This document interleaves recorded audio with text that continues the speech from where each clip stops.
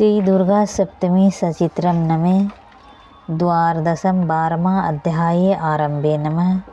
मैं 3 नेत्रों वाली दुर्गा देवी का ध्यान करती हूँ। उसके श्री अंगों का प्रभाव बिजली के समान है। वे सिंह के कंधे पर बैठी हुई है, भयंकर प्रतीत होती है। हाथों में तलवार और ढाल लिए अनेक कन्याएं उनकी सेवा में खड़ी है। वे अपने हाथों में चक्र, गदा, तलवार, ढाल, बाण, धनुष, पाश, तर्जनी मुद्रा धारण किए हुए हैं। उनका स्वरूप अग्निमय है तथा वे माथे पर चंद्रमा का मुकुट धारण करती है। देवी बोली, देवताओं, जो एकाग्रस्त होकर मेरा प्रतिदिन इन स्तुतियों से मेरा स्तवन करेगा, उसकी सारी बाधा मैं निश्चय ही दूर कर दूंगा। जो मधुकेटव का नाश, महिषासुर का वध तथा शुभ निशुभ के संहार के प्रसंग पर पाठ करेंगे तथा अष्टमी, चतुर्दशी और नवमी को भी जो एकाग्रस्त होकर भक्ति पूर्वक मेरे उत्तम महात्म्य का श्रवण करेंगे, उन्हें कोई पाप छू भी नहीं सकेगा। उन पर तो पाप जनित आपत्तियों भी नहीं आएगा। उनके घर में कभी दरिद्रता नहीं होगी तथा उनको कभी प्रेमी जनों से बिछोड़ का कष्ट भी नहीं पड़ेगा। इतना ही नहीं, उन्हें शत्रु से, लूटरों से, राजाओं से, शास्त्रों से, अग्नि से तथा जल की राशि से भी कभी भय नहीं होगा। इसीलिए सबको एकाग्रस्त होकर भक्ति पूर्वक मेरे इस महात्म्य को सदा पढ़ना और सुनना चाहिए।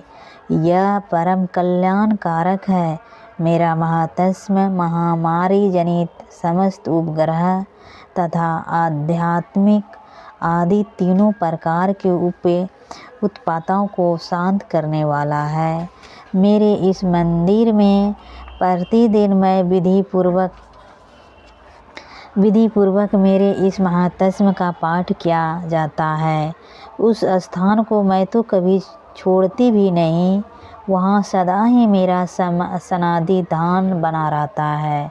बलिदान, पूजा, होम तथा महात्म्य के अवसरों पर मेरे इस चरित्र का पूरा पाठ श्रवण करना चाहिए। ऐसा करने पर मनुष्य विधि को जानकर या बिना जाने भी मेरे लिए जो बलि, पूजा या होम आदि करेगा, उसे मैं बड़ी प्रसन्नता के साथ ग्रहण करूँगी। शरतकाल में जो वार्षिक महापूजा की जाती है, शरदकाल में, उस अवसर पर जो मेरे इस महात्म्य को भक्ति पूर्वक सुनेगा, यह मनुष्य मेरे प्रसाद से सब बाधाओं से मुक्त तथा धन धान्य से, पुत्र से संपन्न होगा। इसमें तनिक भी संदेह नहीं है। मेरे इस महात्म्य, मेरे प्रादुर्भाव की सुंदर कथाओं तथा युद्ध में किए हुए मेरे पराक्रम सुनने से मनुष्य निर्भय हो जाता है। मेरे महात्म्य का श्रवण करने वाले पुरुष के शत्रु नष्ट हो जाते हैं, उन्हें कल्याण की प्राप्ति होती है तथा उनका कुल अनादि रहता है। सर्वत्र शक्ति कर्म में बुरे स्वप्न नहीं दिखाई देते तथा ग्रहण जति भयंकर पीड़ा उपस्थित होने पर मेरा महात्म्य श्रवण करना चाहिए। इससे सब विघ्न एवं भयंकर ग्रह पीड़ियों शांत हो जाती है। मनुष्य द्वारा देखा हुआ दूसरा सपना शुभ सपन में परिवर्तित हो जाता है। बल ग्रहों में आग्रस्त एवं बालकों के लिए यह महात्म्य शांति कारक है। बालकों के लिए महात्म्य शांति कारक है तथा मनुष्यों के संगठन में फूट होने पर भी यह अच्छी प्रकार मित्रता करने वाला होता है। यह महात्म्य समस्त दुराचारियों के बल का नाश करने वाला है। उसके पाठ मात्र से राक्षसों को, भूतों और पिशाचों का नाश हो जाता है। मेरा यह सब महातत्व मेरे सामीप्य की प्राप्ति करने वाला है। पशु पुष्प अर्ध धूप दीप गंध आदि उत्तम सामग्रियों द्वारा पूजन करने से, ब्राह्मणों को भोजन कराने से, होम कराने से, प्रतिदिन अभिषेक कराने से, नाना प्रकार के अन्य भोग का अर्पण करने से तथा दान देने आदि से 1 वर्ष तक जो मेरी आराधना की जाती है और उसे मुझे जितनी प्रशंसा होती है उतनी ही प्रशंसा मेरे इस उत्तम चरित्र का एक बार श्रवण मात्र करने से होती है। यह महात्म्य श्रवण करने पर पापों को हर लेता है, आरोग्य प्रदान करता है, मेरे प्रादुर्भाव का कीर्तन समस्त भूतों से रक्षा करता है तथा मेरा युद्ध विस्मय चरित्र दुष्ट दैत्यों का संहार करने वाला है। इसके श्रवण करने पर मनुष्य को शत्रु का भय नहीं रहता। देवताओं, तुमने और ब्रह्म ऋषियों ने जो मेरी स्तुति की है तथा ब्रह्मा जी जो स्तुति की है, वे सभी कल्याणमयी बुद्धि प्रदान करती है।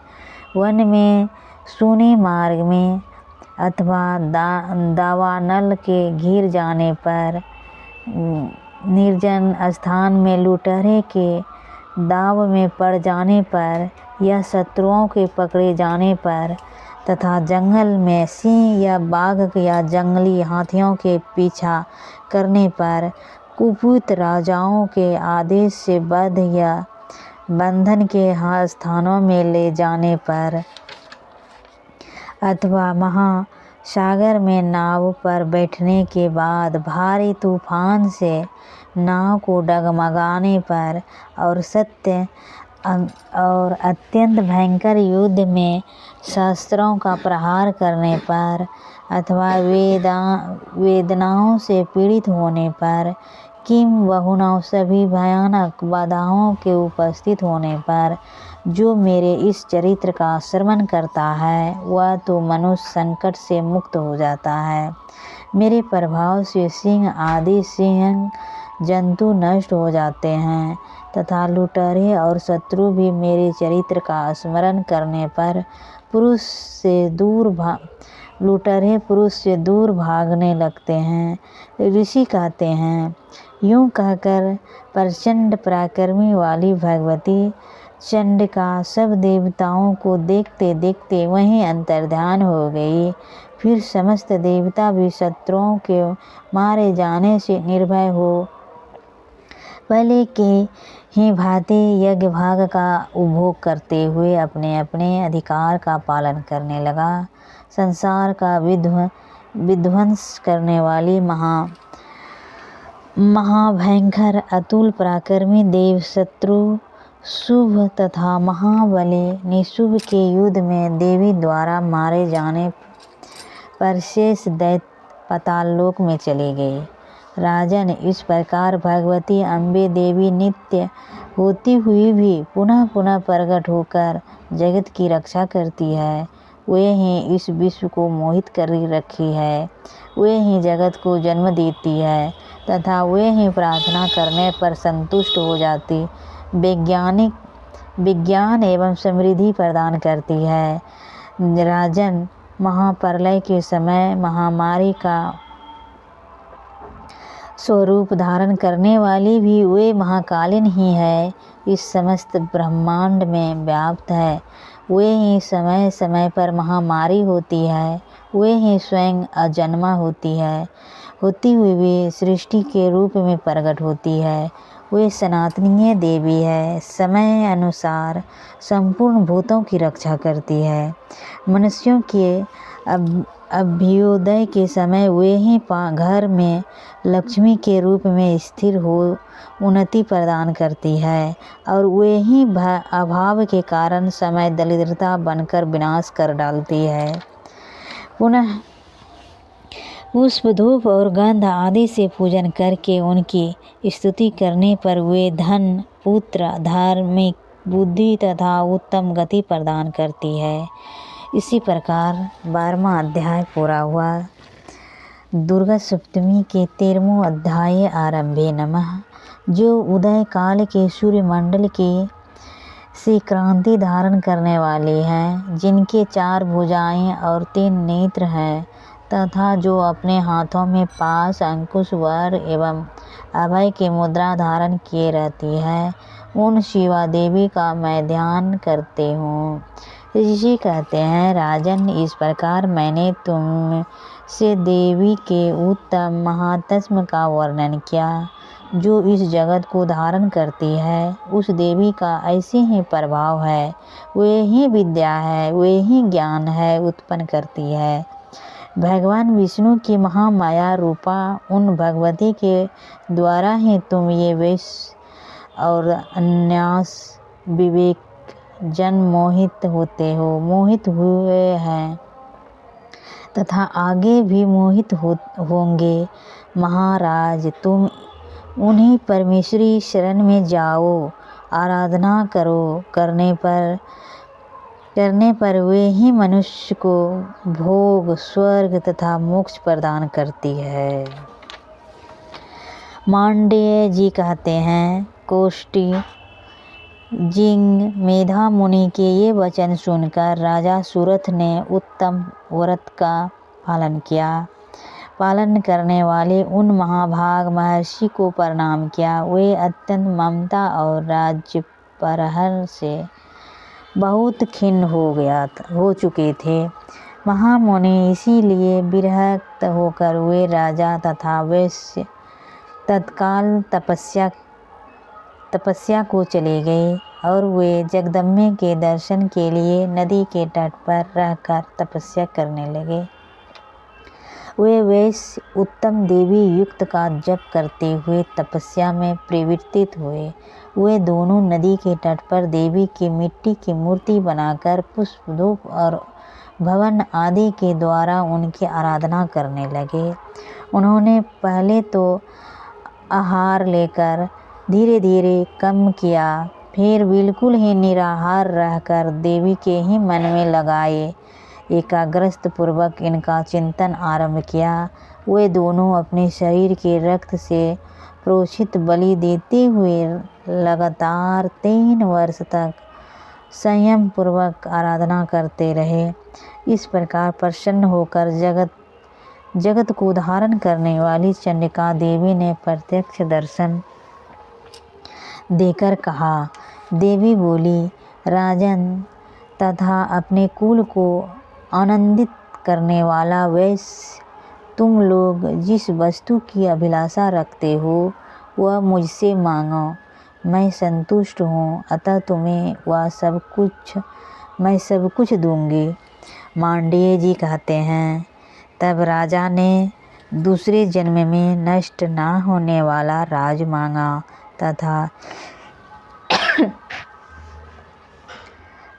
इस जन्मों में भी तो शत्रुओं की सेना को बलपूर्वक नष्ट करके पुनः अपना राज प्राप्त कर लेने का वरदान मांगा। वैश्य का तो चित्त संसार की ओर से खिन्न एवं विरक्त हो चुका था और वे बड़े विद्वान थे, अतः उस समय उन्होंने तो ममता और अहंता पूर्वक आसक्ति का नाश करने वाला ज्ञान मांगा। देवी बोली, राजन, तुम थोड़े ही दिनों में शत्रुओं को मार कर अपना राज प्राप्त कर लोगे। अब वहाँ तुम्हारा राज स्थिर रहेगा। फिर मृत्यु के पश्चात तुम भगवान विवस्वान सूर्य के अंश में जन्म लेकर इस पृथ्वी पर सार्वजनिक मुनि के नाम से विख्यात होगे। वैश्य, तुमने भी जिस वर को मुझसे प्राप्त करने की इच्छा की है उसे देती हूँ। तुम्हें मोक्ष के लिए ज्ञान प्राप्त होगा।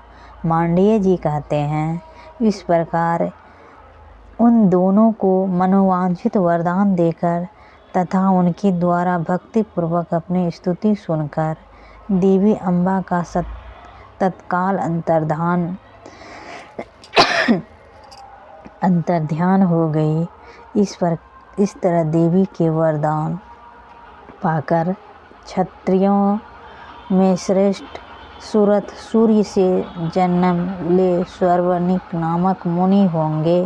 इसी प्रकार 13वां अध्याय पूरा हुआ। श्री दुर्गा सप्तमी सचित्रम नमः।